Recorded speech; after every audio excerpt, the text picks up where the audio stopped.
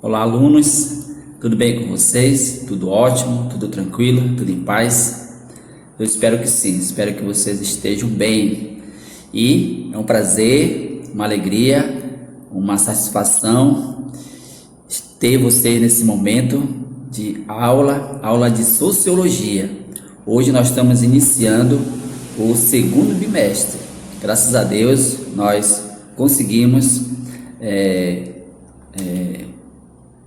fazer um primeiro bimestre com bastante resultados positivos, e agora nós estamos aqui iniciando o segundo bimestre. Então, alunos, meu querido, minha querida, espero que você esteja de fato bem disposto, entusiasmado, motivado para o segundo bimestre. Desejo a você todo o sucesso possível, tá? Que você tenha coragem, tenha empenho, tenha dedicação, tenha ousadia, verdade, ousadia. Para quê? Para estudar, para buscar o conhecimento, para pesquisar, para ler e se aprofundar nos estudos. Você sabe que o conhecimento é uma das coisas mais importantes da nossa vida. Vou sempre falar isso para vocês porque eu acredito muito nisso. E eu agradeço os alunos que realmente estão correspondendo, que estão focados nos estudos aí. Meu querido, minha querida, você está fazendo a melhor escolha, você está fazendo a melhor coisa da sua vida. Porque uma vez que você adquire o conhecimento, ninguém, nada vai tirar mais de você. Tem coisa melhor do que isso? Eu acredito que não, tá? Porque o conhecimento vai transformar a sua vida, vai possibilitar você ter sucesso nas provas, nos estudos, e vai te preparar para o Enem, para a faculdade, para o nível superior. Então, confie em você, confie no seu potencial. Você é capaz, você é uma pessoa dotada de capacidade, você é uma pessoa inteligente. Então confie em você, confie na potencialidade que você tem. E pode contar comigo, pode contar com os demais professores, com a instituição, com a coordenação, que todos nós estamos dispostos a ajudar você a crescer no seu crescimento intelectual, no seu crescimento acadêmico, no seu conhecimento cultural. Isso é muito importante. Que Deus lhe abençoe, que Deus te proteja, que Deus te dê de fato as condições necessárias para você prosseguir nos seus estudos, na sua vida. Também que Deus abençoe grandemente a sua família, as pessoas que fazem parte da sua vida, as pessoas que te apoiam nos estudos, te apoiam no seu crescimento intelectual, tá? E estou aqui para ajudar você. Você sabe, no que você precisar, alguma dúvida, eu estarei disposto a sanar suas dúvidas e te ajudar. Então, um dos objetivos dos professores é, de fato, dar as condições, ajudar os alunos a crescerem, se desenvolverem, não só como aluno, mas como pessoa, como ser humano, como um cristão que somos. Certo, alunos? Então, vamos para o nosso primeiro assunto do segundo bimestre. Acompanhe aí com muita atenção. Nosso assunto: indústria cultural e meios de comunicação. Então, alunos, acompanhe aí esse conteúdo da página 5 à página 9. Eu sou o professor Denilson Batista. Seja bem-vindo, seja bem-vinda, meu aluno, minha aluna querida. Então, pega o seu material, tá? Pega o seu livro e acompanhe aí a vídeo, a aula, acompanhe a explicação dos conteúdos, tá bom? De forma que você tenha atenção, compreenda e assista a videoaula até o final, certo? Então, nós temos os nossos objetivos para esse bimestre, de acordo com os assuntos que nós vamos estudar. Então, veja como nós temos uns objetivos aí muito importantes, que vale a pena a gente se aprofundar, vale a pena a gente ler os conteúdos e compreender, certo? Então vamos lá. Nós temos como um primeiro objetivo o seguinte: conceituar indústria cultural. Na verdade, eu devo dizer para vocês que é um tema que eu gosto muito, da indústria cultural. Então nós vamos conceituar, ver o que consiste em indústria cultural. Depois nós temos entender os mecanismos sociais da indústria cultural, tá certo? Nós vamos entender os mecanismos, né? Quais são os meios que faz a indústria cultural ser de fato tão presente no nosso dia a dia, no nosso mundo atual, certo, alunos? Depois nós vamos interpretar as diferentes maneiras de interação em redes sociais. Então, hoje em dia as redes sociais estão em evidência. Então, nós vamos compreender as diferentes maneiras que existem, na verdade. Próximo objetivo é analisar o uso político da indústria cultural e dos meios de comunicação. Tá? A gente vai analisar isso aí também do ponto de vista político. Ok, alunos? Vamos prosseguindo. E aí nós temos a nossa primeira tela que vai falar um pouco dos conteúdos, né? Então acompanhe aí com atenção. Você já reparou em quantos bens e serviços culturais você consome diariamente? E como seria viver sem eles? Então, no nosso dia a dia, sobretudo hoje, né, no momento atual, a gente precisa muito dos bens culturais, tá? Da escola, dos livros, professores, dos bens que a gente precisa no nosso dia a dia, né? Tudo isso tem um caráter cultural, tá? A gente não pode eu já falei para vocês em aulas anteriores que o ser humano ele é um ser cultural. Não existe pessoas, não existe grupo, não existe grupo sem cultura. Então, a nossa vida, ela às vezes é determinante, é determinada pelo aspecto cultural, pela língua, pelo nosso modo de ser, pelas tradições, pelos costumes, pelos hábitos, coisas que você já sabe, já conhece, não é verdade? E como seria viver sem os bens culturais? Seria muito difícil, né? Muito difícil, uma vez que a gente precisa, hoje em dia, a gente precisa de muita coisa para viver, né?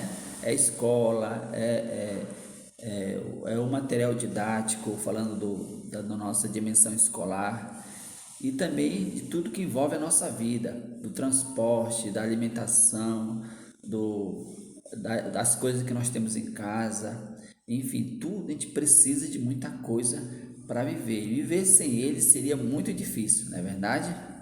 Vamos acompanhar aí. A produção e o consumo de bens e serviços culturais em larga escala, proporcionados principalmente pela indústria do entretenimento, pela indústria do entretenimento, é algo comum na atualidade e marca o dia a dia de milhares de pessoas ao redor do mundo. O que seria indústria do entretenimento? Tá? É aquilo que você, tá? Sobretudo falando das redes sociais, que você tem diariamente, costuma assistir, costuma ler, costuma acompanhar, que te traz de certa forma uma alegria, tá? Por exemplo, você que tem Facebook, aí você fica horas vendo as coisas no Facebook, na verdade, você fica horas na Netflix vendo filmes, série ou documentários. Então, isso é a indústria do entretenimento. Tudo aquilo que te traz uma certa alegria, tá? Você se sente bem vendo, se sente bem lendo, então isso é entretenimento, tá? Vamos acompanhando aí, espero que você esteja de fato compreendendo. Foi durante o século XX que a indústria cultural se tornou um segmento importante na economia dos países industrializados, tá? Dos países, sendo responsável por grandes mudanças e não apenas no âmbito econômico, mas também no social. Isso ocorreu em grande parte em virtude do desenvolvimento tecnológico dos meios de comunicação. Então, você sabe muito bem que a partir do século XX, sobretudo a partir do século XX, a economia, o capitalismo se efetivou e os meios de consumo ficaram mais intensos. Então, cada vez mais as pessoas estão consumindo, cada vez mais. Então, tudo isso se refere à indústria cultural, tá? Hoje em dia nós somos cada vez mais, pelos meios de propaganda, pelos meios sociais, convidados a consumir, né? Consumir. Hoje, quanto mais a gente consome, melhor é para o mercado, melhor é para o capitalismo, né? Então, nós somos instigados a todo instante a sempre consumir, comprar, né? Muita gente, sobretudo as pessoas que têm um certo poder financeiro, quando estão em crise, muitas vezes vão para o shopping fazer compra, né? Como se fazendo compra, consumindo fosse a pessoa fosse resolver os seus problemas da vida, né? Até resolve por um instante, porque quando a pessoa compra, a pessoa fica feliz, fica contente, mas depois passa, ok? Vamos acompanhando aí com atenção. Indústria cultural é uma expressão criada pelos pensadores alemães da escola de Frankfurt. Então você acho que já ouviu falar nesse termo para designar a produção artística e cultural em massa, isto é, em grande escala, produção cultural em massa, de maneira padronizada. Sua tese tem base num pensamento filosófico iluminista, que valorizava a razão humana, a qual acreditava ser pautada pela autonomia, pela liberdade e pelo pensamento crítico. Então, esse termo foi criado já a partir do iluminismo, né, para de fato pensar os produtos feitos sendo produzidos em grande escala. Imagina que nesse momento tem as indústrias, as pessoas que trabalham, as pessoas que produzem, as empresas que produzem os objetos, as coisas que a gente precisa. Por exemplo, tem indústria que está produzindo canetas em grande quantidades, tá? Sabendo que vai ter pessoas que vão comprar, que vão utilizar, tá? Então, quanto mais produz, aliás, quanto mais consome, mais a produção. Então, é isso que significa produzir em grande escala, produzir em grande quantidade, porque vai ter um público que vai consumir, tá? Ok, vamos avançando. Aí a gente vai ver a indústria cultural na perspectiva de alguns pensadores, tá bom? Então acompanhe aí com atenção. Para Adorno e Horkheimer, o modo de produção fordista, tá? É um termo, né? Você sabe que em todas as ciências tem certos termos que a gente precisa conhecer bem. Modo de produção fordista, o que significa isso? Fabricação em série de bens materiais, aquilo que eu comentava para vocês, fabricação, produção em série de bens materiais. Havia sido estendido também no âmbito da cultura, tá? Devo dizer para vocês que nesse momento tem gente que está produzindo cultura. Como assim, professor? Né? Tem gente que está pensando, escrevendo filme, escrevendo série, tá escrevendo livros, tá fazendo uma peça de teatro. Então, nesse momento tem gente que está pensando, que está articulando. Por quê? Vai ter um público que gosta dessas coisas. Você, com certeza, você gosta de assistir, ir ao cinema, de assistir filmes, etc. Então, tem gente que está produzindo, pensando isso para você, certo? Tem gente também nesse momento que está pensando no que você vai usar daqui mais uns meses, o tênis que vai comprar, a bolsa que você vai comprar relacionada às mulheres e todo mundo. Então tem gente que está pensando já por você, tá? Sabendo do seu gosto, do seu desejo. Então tem gente que já está pensando em criar as coisas para você consumir, certo? Olha como essas coisas são interessantes, né? Essa tendência já se esboçava no século XIX, contudo, a produção de cultura em larga escala alcançou, na segunda metade do século XX, uma produção nunca antes vista, viu só? Então, hoje, como eu falei para vocês, tem empresas, eu vou falar de empresas, que está produzindo tudo em grandes quantidades, porque vai ter um povo, vai ter um público que vai consumir. E no capitalismo é isso mesmo, tá, gente? O sistema capitalista é esse, quanto nós somos convidados a consumir cada vez mais. Para quê? A empresa possa produzir cada vez mais. Então, é isso, né? O sistema que nós vemos é esse de fato. Vamos prosseguindo.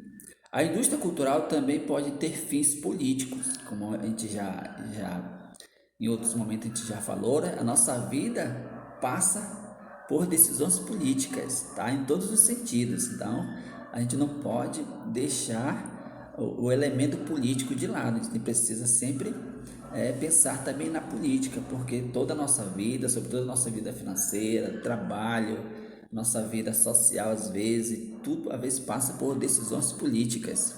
Então veja aí, acompanhe aí a tela com atenção.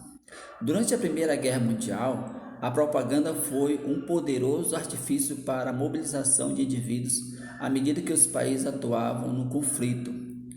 Tá? Mensagens eram cuidadosamente articuladas em em fotos, filmes, cartazes, livros, noticiários, entre outros meios, com a finalidade de mobilizar os cidadãos, seja instigando-os a ser leais a seus países, seja despertando o ódio contra o inimigo. Então, às vezes, de fato, as propagandas, de modo geral, têm essa finalidade, né?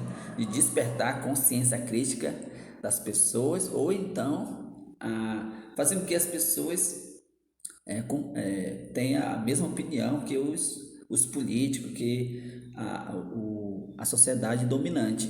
Tá? Então, tem sempre esses dois lados, né? As propagandas têm o objetivo de despertar a consciência crítica das pessoas, ou então fazer com que as pessoas seja conformada entre aspas com aquilo que está vivendo, tá? Por isso que nós que estudamos, você aluno que lê, que estuda filosofia, que tem uma percepção, uma visão crítica da realidade, a gente precisa realmente ver as propagandas, o noticiário com muita crítica, tá? E de perceber o que de fato estão noticiando. Será que de fato é verdade ou é apenas uma ideologia, tá? Para fazer com que a gente aceite tudo que está vendo, tudo que a gente está acompanhando, tá? Então a gente precisa realmente desenvolver essa consciência crítica das coisas, tá? Porque os meios de propaganda estão aí a todo instante, todo dia, fazendo com que a gente aceite de forma muito natural o que eles dizem, tá? A gente precisa suspeitar, a gente precisa ter o senso crítico em relação a essas coisas, certo, alunos? Vamos continuando. Pessoal, ver aqui o horário. No decorrer da Segunda Guerra Mundial, propagandas e elementos culturais também foram massivamente utilizados para atrair adeptos às causas dos países envolvidos, utilizando os meios de comunicação de massa como o cinema, o rádio. Os regimes totalitaristas conseguiram seduzir e manipular milhares de pessoas. Por isso que eu falei para vocês que a gente precisa ter muito cuidado com o que a gente ouve e escuta, né? Para a gente não ser manipulado pelos meios de comunicação de massa. A crítica dos pensadores da escola de Frankfurt a essa situação era a de que a cultura padronizada, meu aluno, minha aluna, se você está acompanhando aí com o seu livro, grife essas partes importantes, tá bom? Tá? Grife aí porque isso é de extrema importância. Que a cultura padronizada neutralizava a autonomia e a capacidade de reflexão das pessoas. Neutralizar, então, vamos fazer com que essa pessoa não desenvolva o senso crítico, né? E nós, pelo contrário, nós precisamos desenvolver cada vez mais para não ser manipulados, porque às vezes os meios de comunicação têm essa tendência, né, de manipular, fazer a gente acreditar em coisas que não são verdadeiras, tá? Muita atenção para esse detalhe aí, ok, alunos? Aqui nós temos alguns pontos agora que a gente vai só. Deixa eu voltar aqui. Só ajeitar aqui. Nós temos alguns pontos que a gente vai só reforçar aquilo que já foi dito, tá bom? Para vocês entenderem melhor. Cultura e pós-modernidade, tá? Os homens produzem artefatos, mercadorias e bens culturais, como a gente já comentou, né? A gente vive num sistema capitalista, onde o consumo e a produção são cada vez mais intensos, tá?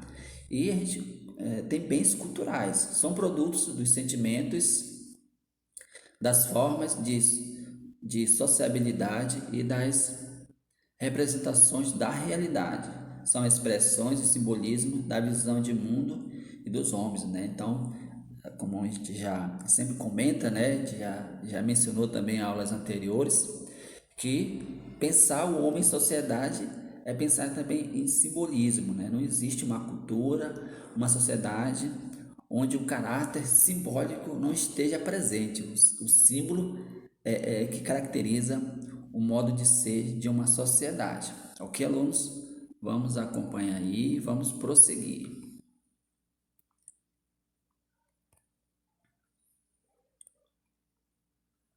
Indústria cultural, bens simbólicos.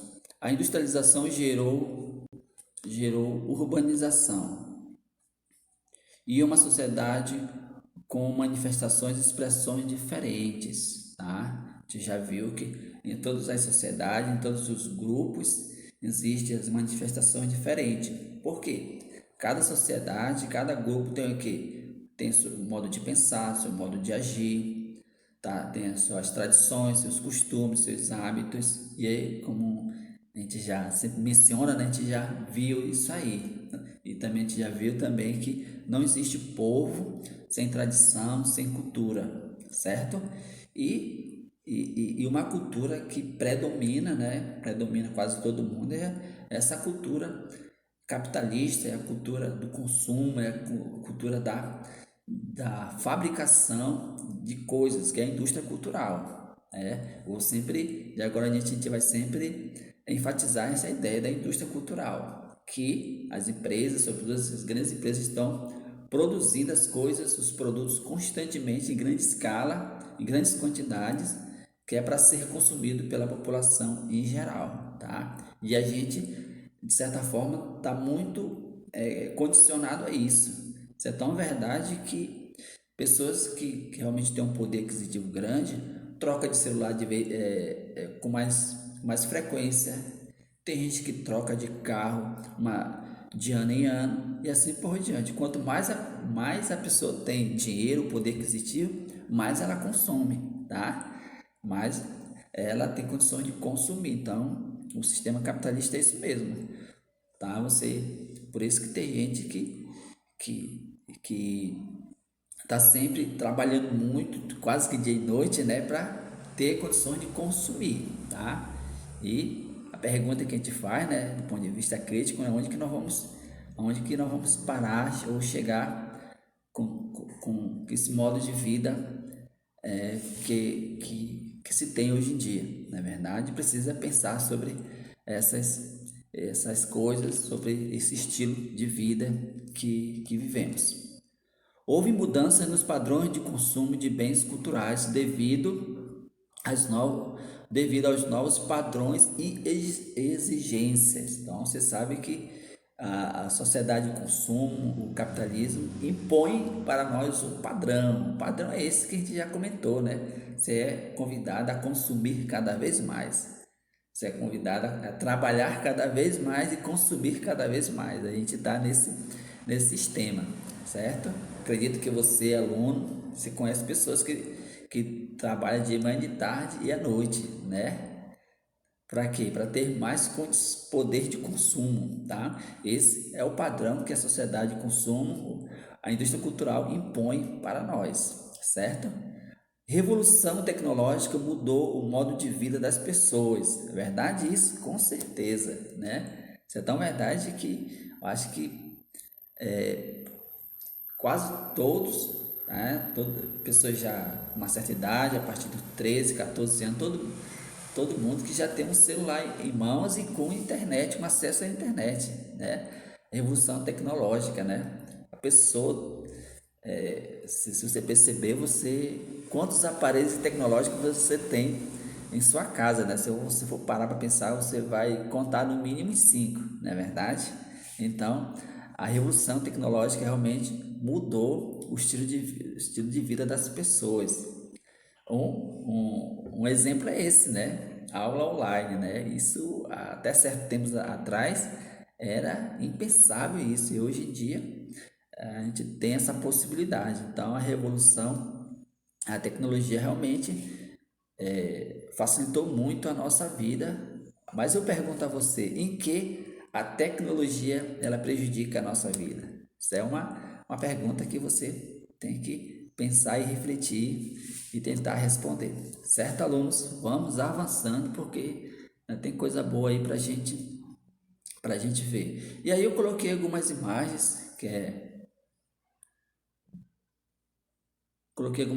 aí que é próprio da indústria cultural, certo?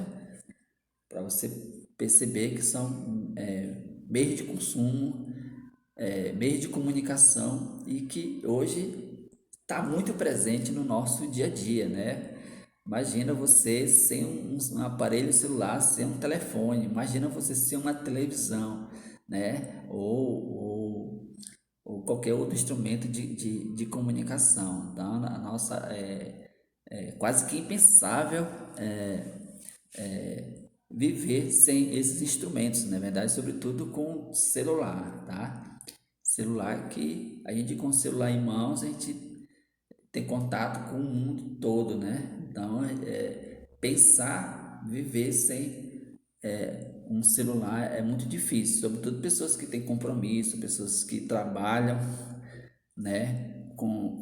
Precisando de celular, precisando de internet, precisando de se comunicar com outras pessoas.